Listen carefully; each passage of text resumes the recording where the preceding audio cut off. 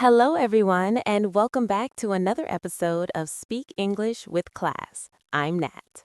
And I'm Ethan. Today, we're exploring a challenge that I'm sure many of you can relate to. My thoughts disappear when I try to speak English. Oh, that's a major issue, Ethan.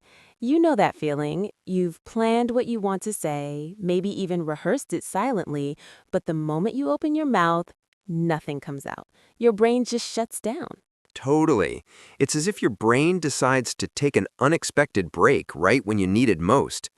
You know, Nat, this brings back a memory from my first job interview conducted in English. I had prepared thoroughly. I even practiced my responses in front of a mirror. But when the interviewer posed the first question, my mind went completely empty. I just gazed at him like a deer caught in headlights. Oh no, Ethan. How did you handle it? Well, I freaked out for a moment, but then I simply said, "I'm sorry, could you please repeat the question?" That gave me a few extra seconds to collect myself, and I managed to get through the rest.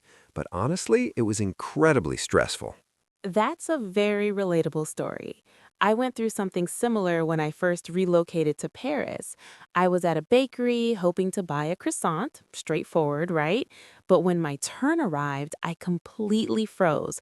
My mind went empty, and I just pointed at the display and mumbled, "One of those, please." The baker gave me a very strange look. That's hilarious. It just proves that no matter how well you prepare, sometimes your brain decides to clock out early.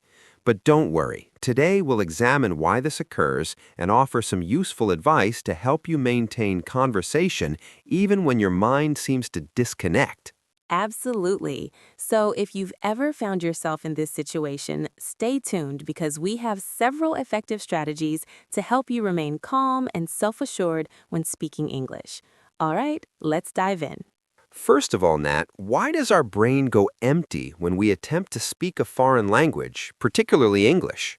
Well, Ethan, it's generally a mix of anxiety and mental overload. When you're trying to speak a language that isn't your mother tongue, your brain is handling many tasks simultaneously: grammar, vocabulary, pronunciation, all in real time. Add a bit of pressure, such as speaking in front of others or trying to impress a supervisor, and your brain may simply shut down. It's comparable to running too many applications on an old computer. Eventually, something will crash. That makes perfect sense.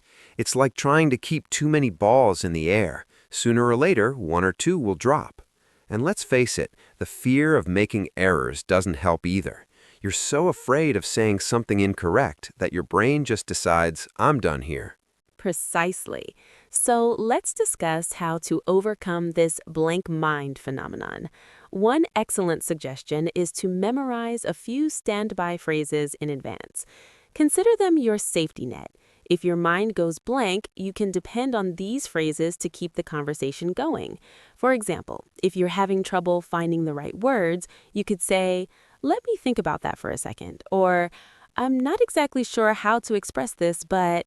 These expressions buy you time and keep the dialogue moving. That's an extremely helpful tip.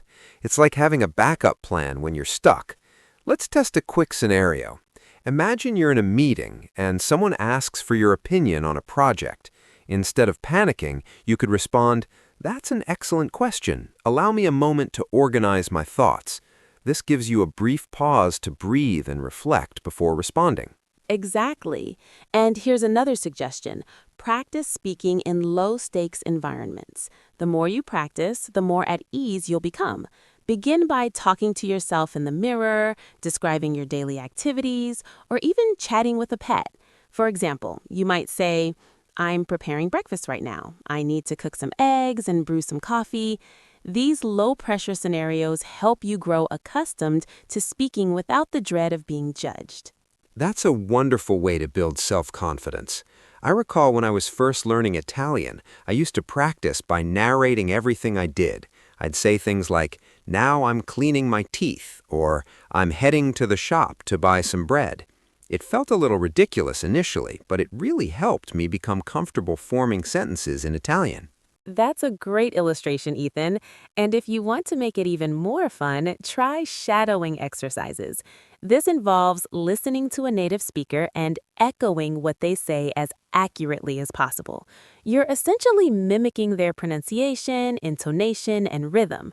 Suppose you're watching an episode of your favorite English language show.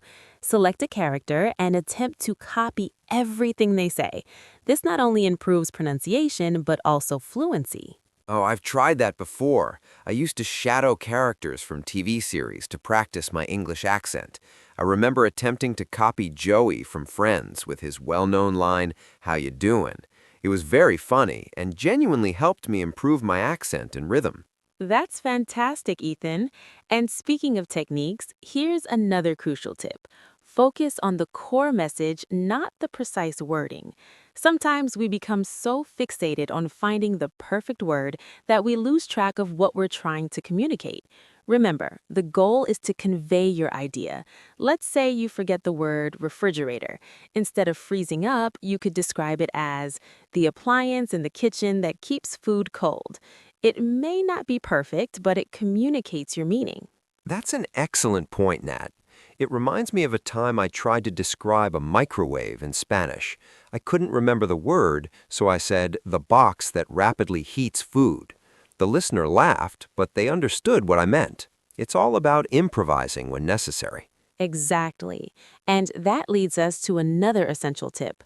Learn to breathe and slow down. When your mind goes blank, it's easy to start rushing or becoming offended, but slowing down gives you time to think and lessens the pressure. For example, if you're giving a presentation and lose your thread, just pause, take a deep breath, and then resume. Your audience will appreciate the clarity and you'll feel more in control. Yes, speaking at a slower pace can make a significant difference. You're not in a competition, so take your time. And here's a fun tip. Use humor to ease the tension. If you forget a word or stumble, just laugh about it. For example, if you confuse dessert, sweet dish, with desert, dry area, you could joke, "Well, I suppose I was craving sand instead of cake." This takes the pressure off and shows that you're confident enough to handle errors. That's very sound advice, and honestly, most people will admire your effort and won't mind if you make a few mistakes. They might even help you by suggesting the word you're searching for. Precisely. And here's another thing to remember. Visualize yourself succeeding before you speak. Take a moment to imagine yourself confidently conducting the conversation. Visualization can be a powerful technique to lower anxiety and boost your confidence. Imagine yourself in a meeting, speaking smoothly and engagingly, and your mind will be less likely to go blank when the moment arrives. Visualization is an incredibly effective method. It's like mentally rehearsing before the actual event. And speaking of preparation, let's not overlook the importance of expanding your vocabulary. Sometimes our minds go blank simply because we lack the necessary words. The larger your vocabulary, the easier it becomes to express yourself.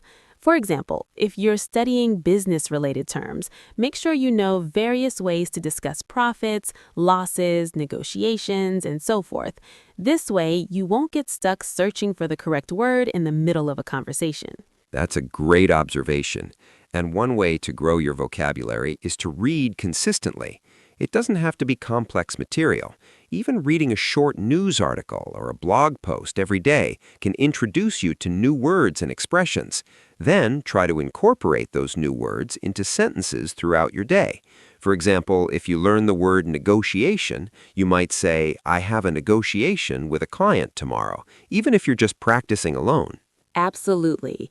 And here's another vocabulary-related suggestion. Organize new words into categories. For example, learn all the cooking-related terms in one week, such as stir, boil, bake, and then practice them by discussing your favorite recipes. The next week, you could focus on travel-related vocabulary, like luggage, boarding pass, departure, and use them in sentences about a trip you've taken or are planning. Categorized vocabulary learning is a game changer. It helps you retain words more effectively because they're connected and you're more likely to use them together in conversation. Plus, learning vocabulary in context is far more interesting than just memorizing isolated words. Exactly. And the more words you have at your disposal, the less frequently your mind will go blank. So, to all our listeners, don't worry if your mind occasionally goes blank. It happens to everyone, including native speakers. The key is to continue practicing, stay positive, and apply the tips we've shared today to keep progressing. Yes, remember that learning a new language is a journey, and every conversation is a step forward. So be gentle with yourself and don't be afraid to make mistakes. They're an essential part of the learning process. And on that note, we're concluding today's episode. We hope these suggestions help you the next time your mind goes blank when speaking English. And we'd love to hear from you. What advice or techniques have worked for you in similar situations? Please share your thoughts in the comments or on social media. We're all in this together, and your experiences might just help someone else. Thank you for listening to Speak English with Class. Keep practicing, stay confident, and remember, you can do this. Until